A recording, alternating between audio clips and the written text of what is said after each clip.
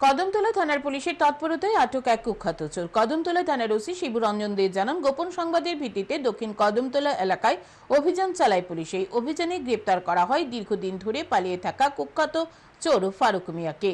ধৃত চোরের বাড়ি দক্ষিণ কদমতলা এলাকায়। তিনি আরো জানান, ধৃত ফারুক মিয়া কদমতলা, ধর্মনগর ও আগরতলা শহরের একাধিক চুরির ঘটনার সাথে জড়িত। তার বিরুদ্ধে কদমতলা থানা সহ রাজ্যের বিভিন্ন থানায় একাধিক চুরির মামলা রয়েছে।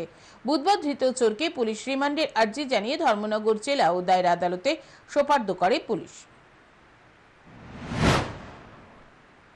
আজকে দক্ষিণ কদমতলা থেকে অ্যারেস্ট করতে সক্ষম হয়েছি। কালকে তাকে একটা চুরির কেসে তাকে ফরওয়ার্ড করা হবে পুলিশ রিমান্ডে। তো সে দীর্ঘদিন যাবৎ ধর্মনগর, আগরতলা বিভিন্ন চোরের সাথে যুক্ত আছে। প্রাথমিক ইন্টারোগেশন থেকে তার থেকে বেরিয়ে এসছে।